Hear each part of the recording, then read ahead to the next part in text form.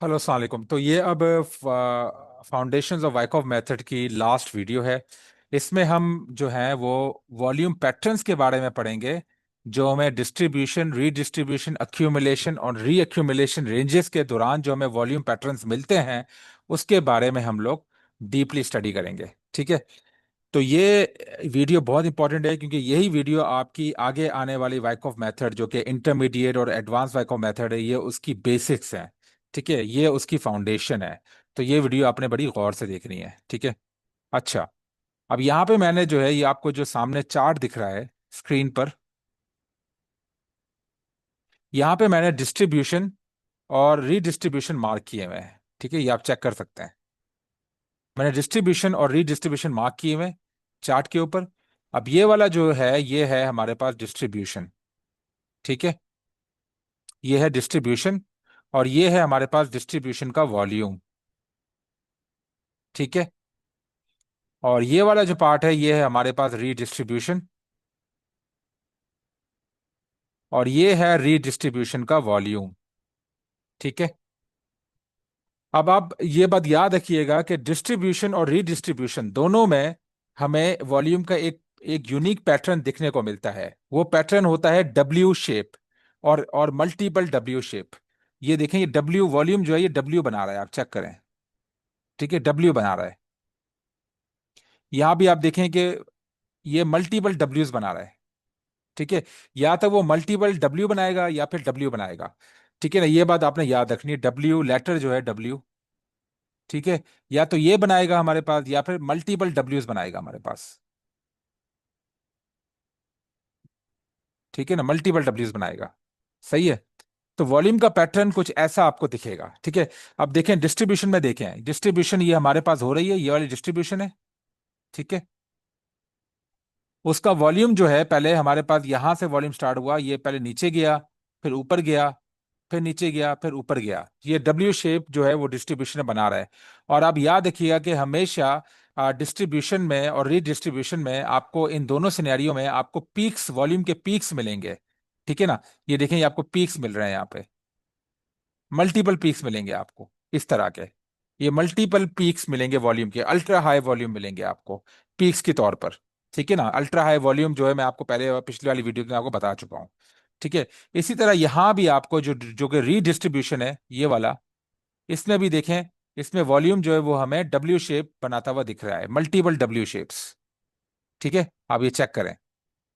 और हमें यहाँ पे पीक्स भी मिलेंगे, मल्टीपल पीक्स मिलेंगे, अल्ट्रा हाई वॉल्यूम के पीक्स मिलेंगे, ये चेक करें। ठीक है, अल्ट्रा हाई वॉल्यूम के मल्टीपल पीक्स मिलेंगे हमें।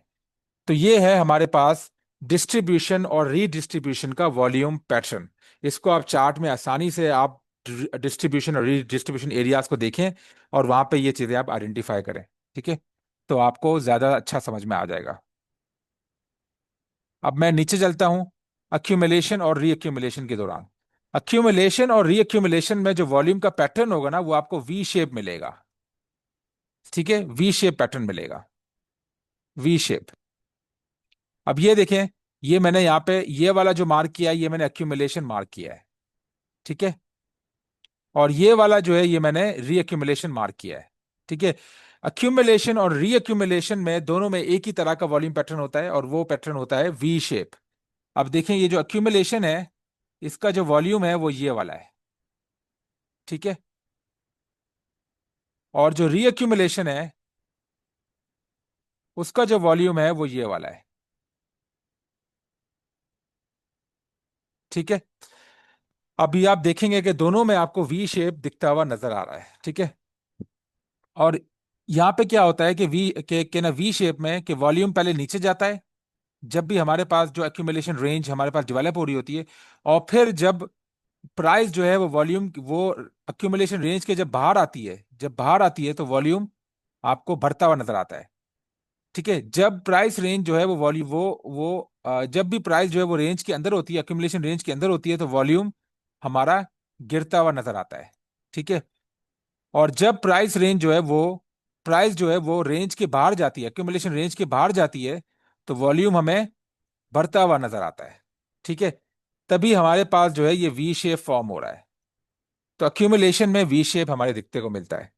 दिखने को मिलता है। यही चीज रीअक्यूमुलेशन में भी अप्लाई होती है। जब प्राइस जो है वो हमारे पास रीअक्यूमुलेशन रेंज के अंदर होती है, ठीक है, तो वॉल्यूम हमें गिरता हुआ नजर आता है, डिक्लाइनिंग वॉल्यूम नजर आता है, ठीक है।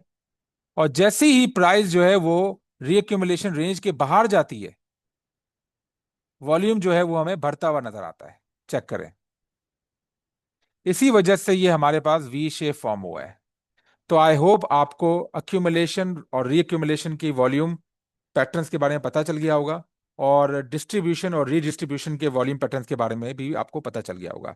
इस वीडियो को आप दोबारा से देखिएगा और आपको सारी चीज़ें क्लियर हो जाएंगी। यहाँ पे हमारा फाउंडेशन ऑफ वाइकॉफ मेथड खत्म हो चुका है। अब हम जो है वो नेक्स्ट आने वाली वीडियोस में इंटरमीडिएट वाइकॉफ मेथड के बारे में पढ़ेंगे।